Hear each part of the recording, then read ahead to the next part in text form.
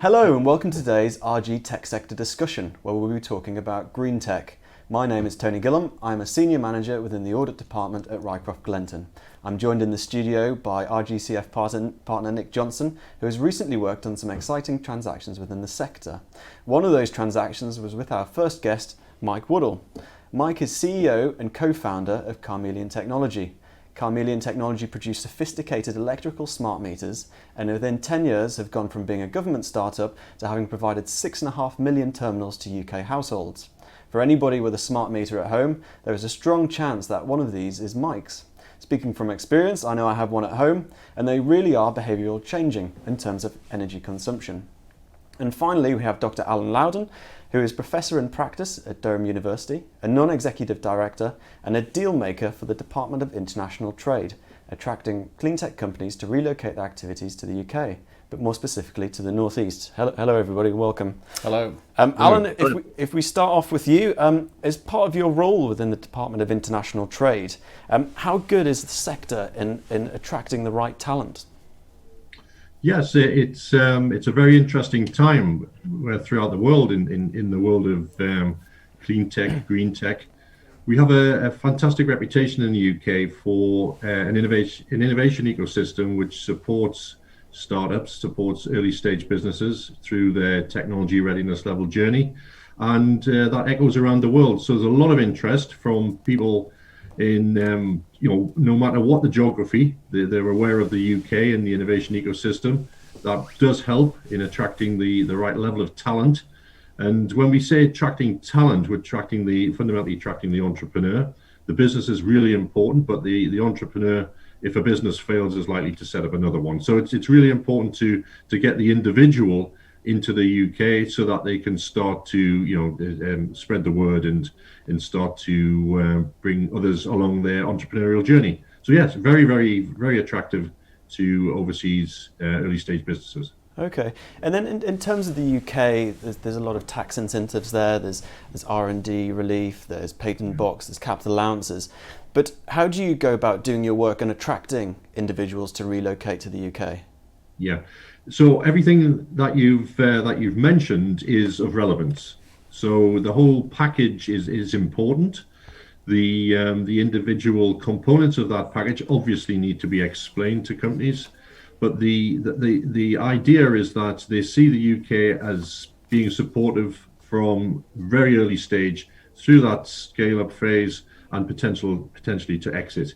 The attractiveness of the UK is, it's on a number of fronts. There's the university sector, there's everything that you've mentioned, but also it's the connectivity with the end users, which is really important. So what we find is that a lot of companies want to come to the UK because of the time zone, which is something that a lot of people don't think about.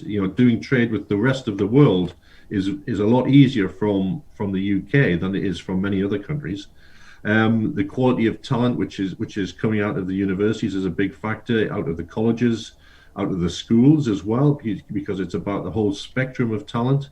But also it's the ability for the deal maker, which we call ourselves, the 16 of us in the network, and we're effectively entrepreneurs in residence to government. It's the connectivity that the deal maker brings to the table, which is really important, because we can fast track relationships, we can fast track people to present at conferences because of our networks, we can make recommendations, and all of this is soft touch. And this program, which has flown under the radar of UKTI before DIT, is globally unique. No other country has entrepreneurs in residence doing this type of thing.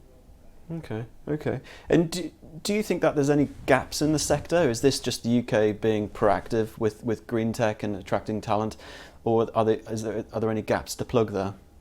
In terms of the gaps that I see are continuity, really, because what we have is a process. You can imagine that if we bring in half a dozen companies a year, each deal maker brings in about half a dozen, then we've got limited bandwidth to be able to provide that aftercare support, as we call it. So I think if there's anything where there is a gap, it's plugging organisations like Rycroft Glenton into the process to allow that gap to be plugged, because we're doing this part time. We've got our other entrepreneurial interests.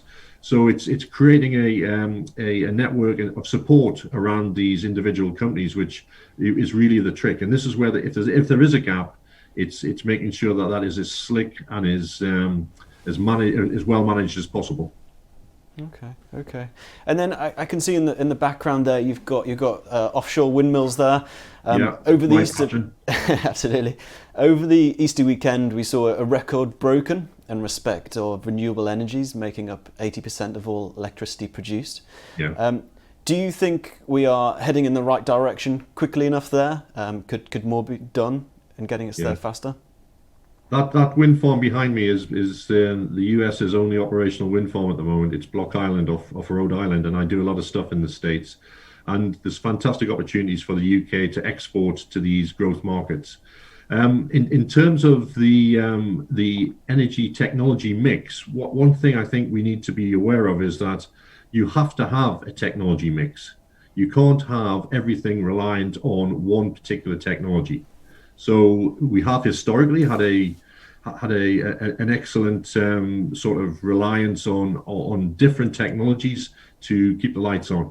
So basically, there's a thing in existence which you don't hear much about these days, but which still exists, which is the low duration curve, which is effectively the stacking of technologies in proportion to demand.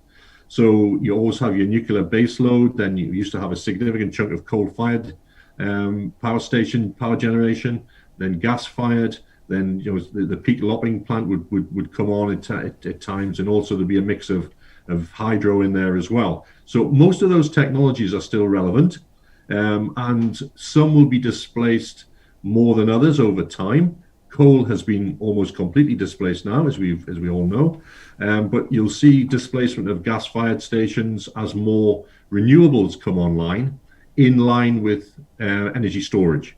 So the whole challenge is around the energy technologies mix, and that mix is changing because of the advent of energy storage to allow you to take away the perceived and actual problems of intermittency with renewable sources. So if you can store the electrons when they're generated and dump them onto the grid when they're needed, it's a far more sophisticated system than just hoping for the best and curtailing wind when there's no demand, for example. Right. So that's where this is going, and that low duration curve will actually look different going forward, and it's already changed. It's changed phenomenally over the last 20 years. No, fascinating. Nick, any thoughts on anything Alan said so far?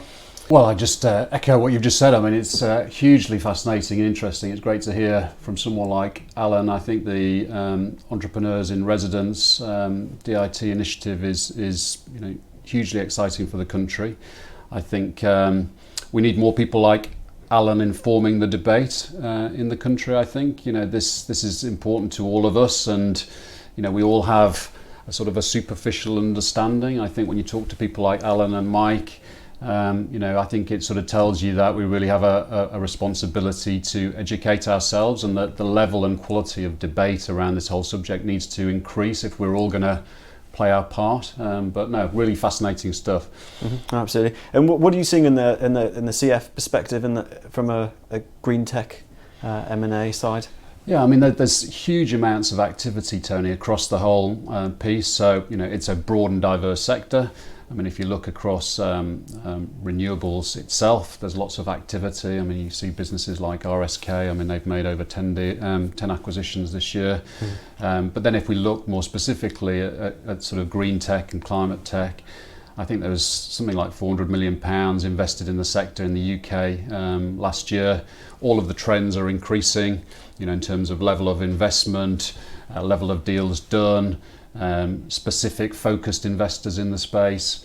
I think you've got lots of interesting things happening from a deal point of view. So you've got some of the sort of old traditional businesses investing in new technology. So Polypipe bought a business called Nuheat. So Polypipe is a traditional industrial piping business. Nuheat is sustainable underfloor heating systems.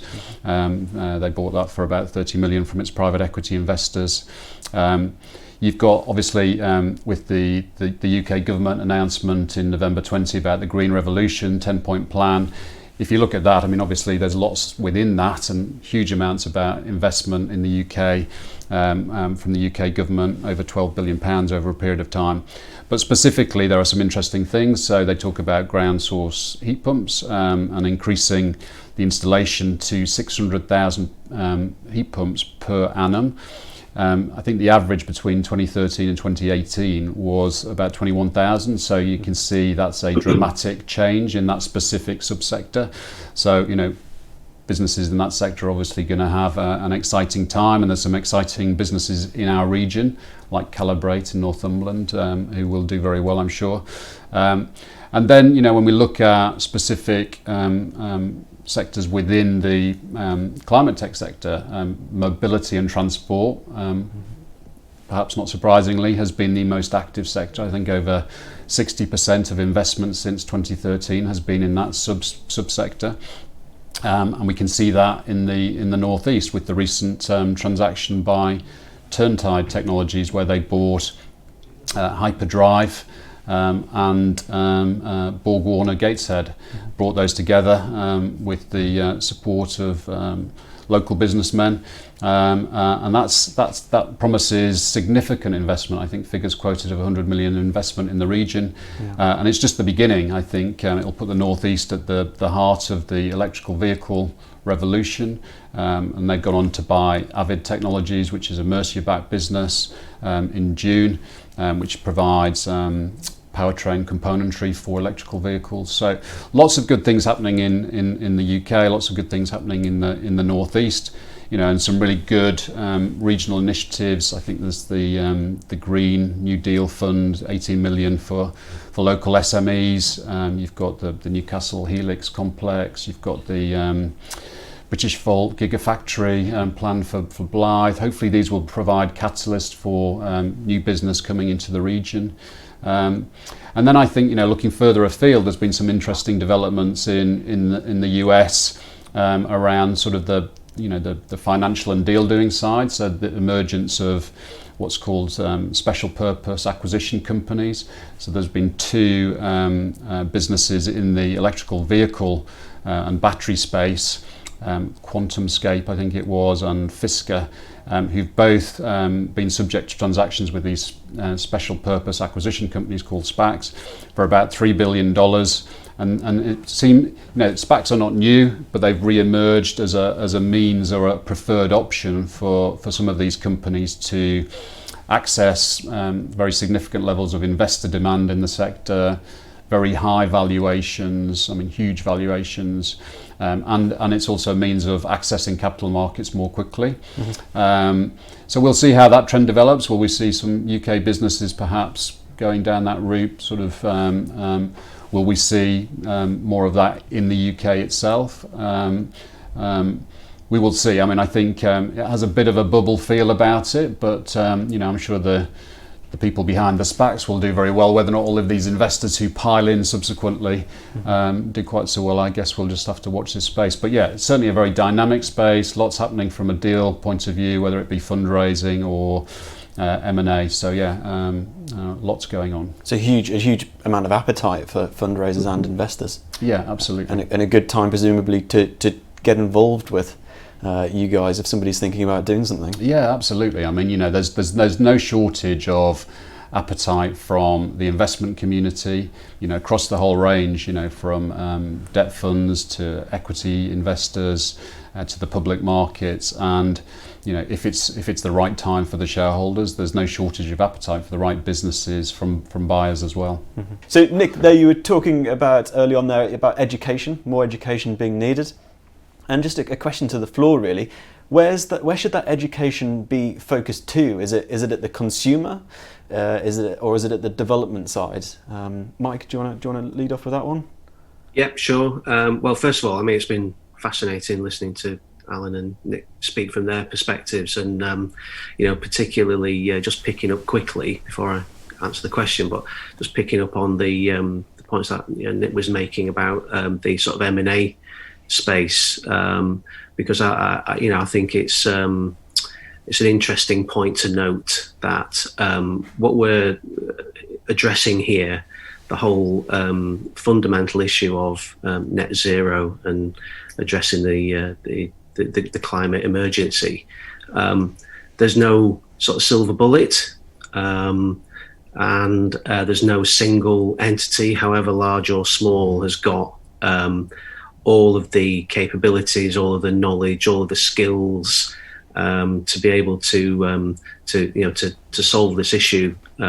So it's going to require all different types of alliances and collaborations. And naturally, it makes sense in my mind that consolidation, the acquisition space, is going to be, I think, increasingly dynamic as we move forward over the next few years.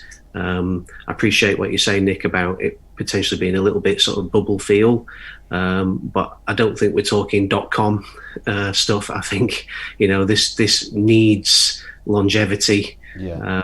So I think it really is a very exciting time to be involved in this sector from all different perspectives. But just talking about sort of education, I suppose I'm always going to be pretty focused on the consumer. That's a part of the story that we've been the most focused on, is how to get people engaged with just basic steps initially. Home energy consumption, the cost of that consumption, and where are the opportunities to save. And I think if you had asked a general question of the public about, what's the level of support and understanding for the need to achieve net zero, I think most people would resonate and agree. But how do people then take that as a personal set of actions? How do we address this personally? Because there is a feel that maybe the government, whichever government, needs to come up with the answers and tell us all what to do, when actually this is going to be achieved by a mass collaborative effort, all of us looking to ourselves and the way we choose to live, and what we can do to support an overall drive to net zero, which is why the energy and the home energy space is so interesting, and which is why it's getting so much interest from an investment perspective, because the typical home is probably one of the least advanced from a technology perspective elements of our whole lives. Even our cars that are sat on our drives are probably more technologically advanced than our homes, which is quite amazing, really, when we spend more time at home, particularly over the last 18 months, than we do sat behind the wheel of our car. So there's a big gap to be bridged there, and smart metering, which is that's been the whole focus of my business for the last 11 years, is one step required of many to sort of begin that digitalization process of upgrading the home, so that everything ultimately can be connected and intelligently working together to drive greater sort of energy efficiency, and ultimately an increasingly sort of decarbonised home energy solution. Absolutely, Mike. And you spoke then about the ordinary man on the street. Do you think the ordinary man on the street cares about net carbon zero, or do you think they just want the cheapest price? But then also adding on to that is, do you think people like yourselves need to give the ordinary man on the street the tools to then be net carbon zero? Okay, so I think all of that, basically. I think, yes, the ordinary person on the street would sympathise greatly with the need to drive to net zero, and I think it does strike at the heart of social conscience, which is a good thing, and it does give hope. But ultimately, we all do need to resolve our own personal economic equations. Yeah. So this can't come at any cost, because there are some fundamental affordability and economic issues. And that's where I do believe that government intervention is going to be necessary, and I think that's recognised. So green financing as a whole topic, we could spend the rest of the day debating that, which is a fascinating area in itself, because there is a great challenge there. We're not sat on the answers as yet, and there's a lot of optioneering is going to be required. And also picking up on something that Alan said, it's about a composite set of measures, particularly from an investment and a financing perspective for the average consumer. There is going to need to be some interventions there, because most people are going to agree with the climate emergency and what's necessary holistically, but ask them then to spend 10, 20, 30 or more £1,000 upgrading their home energy solution so that they can do their bit. That economic equation still has to stack up for the average consumer. So there's a great challenge there. And yes, from our perspective, we're very much hoping, and this is absolutely our strategic thrust going forward. We think that technology generally, and the sort of technology that we're continuing to develop on our roadmap, is absolutely aimed at helping to facilitate and make that economic equation work for most people. So technology per se has got a huge role to play. And presumably, Mike, the internet has a colossal role to play in what you just said there, in respect of smartening up our homes and making it easy, making sure our fridge talks to the smart meter, or lighting. I know things like Alexa, other products are available. I can't think of any, but I know that Alexa kind of already partly does some of those things. But actually, taking that further from the home and the internet and the homes linking up and linking to the grid, only and using electricity only when it's needed. Presumably, that's got a huge role to play. And does that factor into a lot of what you're doing at the moment with Carmeleon? Yeah, absolutely. You may hear in other circles, but there is a term already called, the Internet of Energy, or Energy IoT, and that isn't just a buzz phrase. It actually has a meaning of significance, because to digitalize and interconnect key elements of your home energy, either consumption or generation, or both, is an absolute prerequisite. So things talking to other things is absolutely necessary, because ultimately, in order to get anything like an acceptable consumer experience, all of that complexity has to be handled in the background. That's where technology has to come to the rescue in effect, because we can't make people's lives even more complex, because you won't get the right take-up or engagement.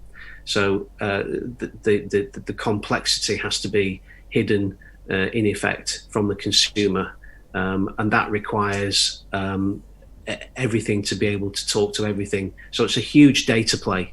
This is all about data, but there's a crucial sort of caveat to all of this, and I suppose some people would already be a little bit concerned if they think that all of this is going to sit on the internet. And crucially, the way the smart meter rollout, whilst massively complex and also massively delayed, the main reason for that complexity and that delay has been because we've had to lay down a completely dedicated communication network, specifically so that the whole management and transmission of energy ultimately to every home and business in the country is kept completely away from the internet.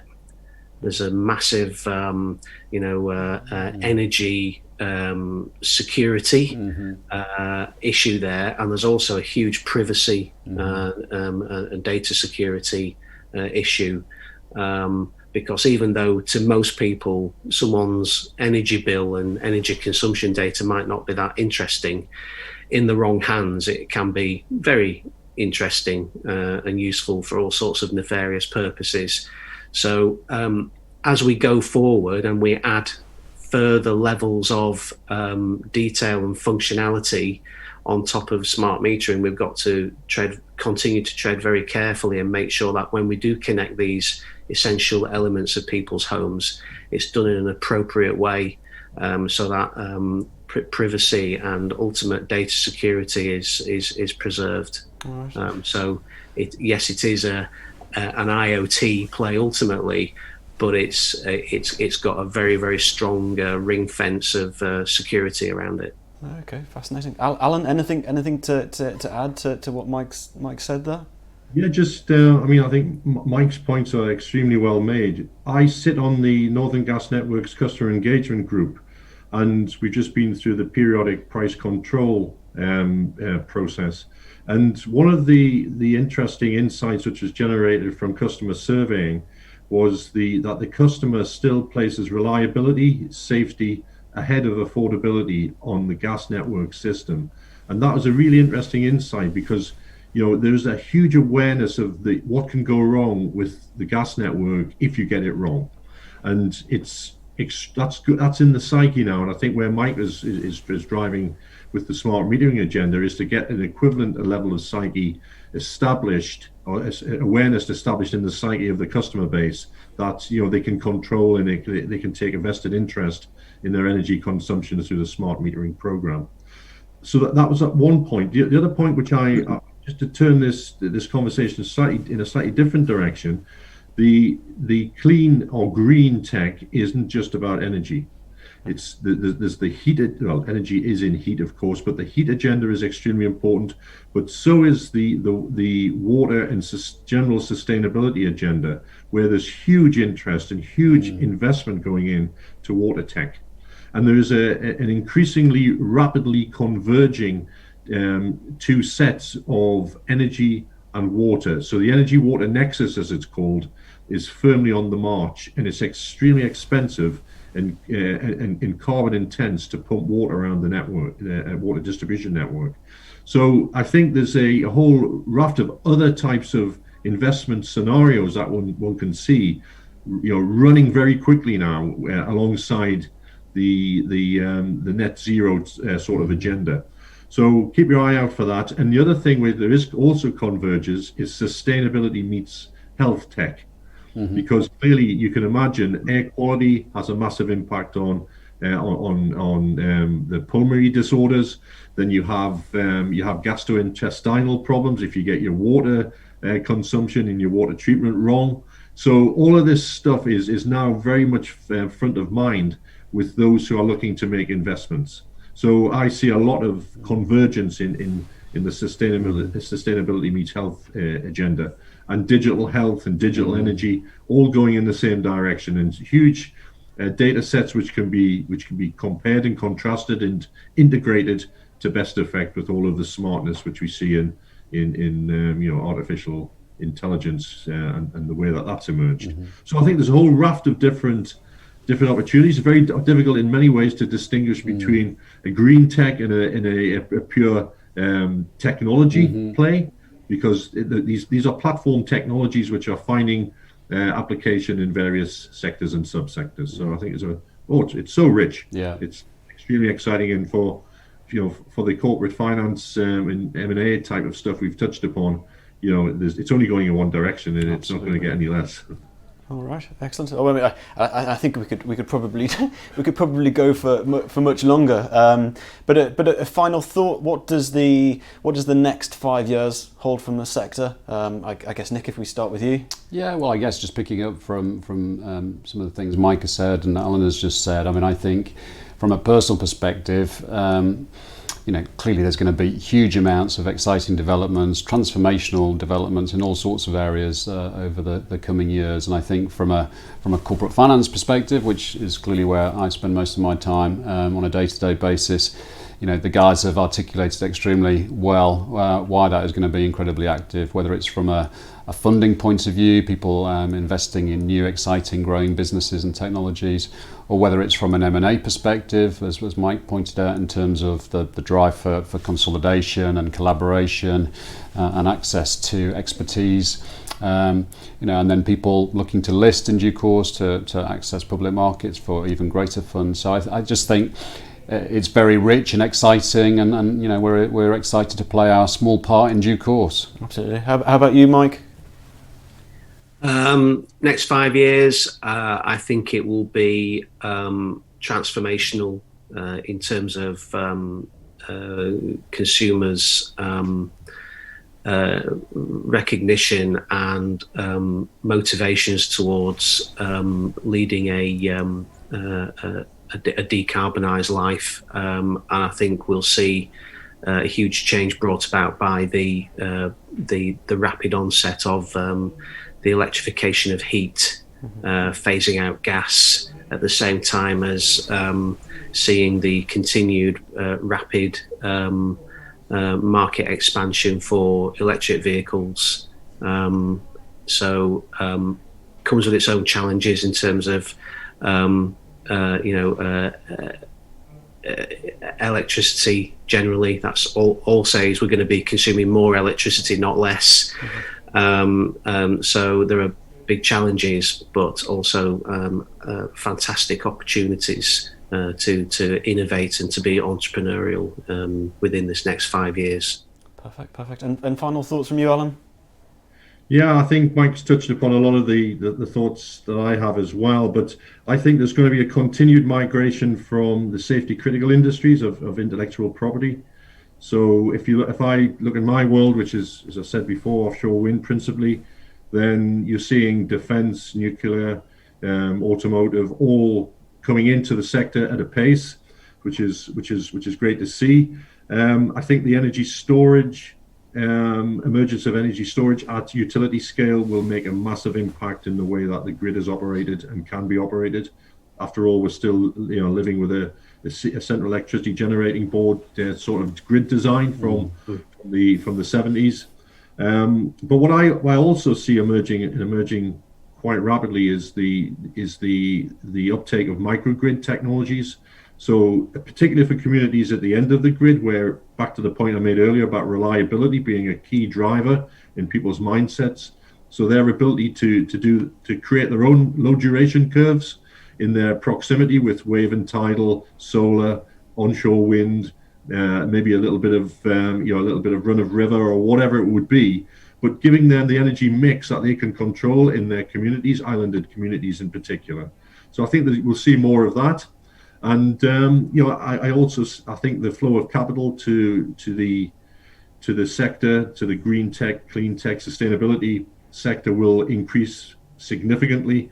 So I would see less concern at investing in earlier stage technologies when they can be seen to be complementary to other more proven systems. So it's marginal increase and marginal improvements in the efficiency of technologies, as opposed to brand new things coming along as well. So I think it's going to be a very exciting time. 5 years, who could foresee what 5 years ago, the US didn't have any real indication that it was going to go to offshore wind in the scale which it has. And the final thing I would say on the offshore wind front is the arrival of the oil and gas majors and their venturing arms into offshore wind will be a game changer from a floating offshore wind perspective in particular. So I think there's huge export opportunities for the UK. We're already seeing it. I'm involved. I'm sure Mike is as well in transferring skills overseas to emerging markets. And we are a service. We in terms of intellectual services, the UK is excellent at it, and we're well received around the world. So I can see the export play being an increasingly important and substantial bit of the energy sector as far as UK PLC is concerned. Oh, perfect. Mike, thank you very much for joining us today. It's been really great to have you here. Alan, thank you very much as well. Thank you for your insights, and Nick, thank you as well. It's been brilliant. And thank you very much for everybody watching. Hope you've enjoyed it.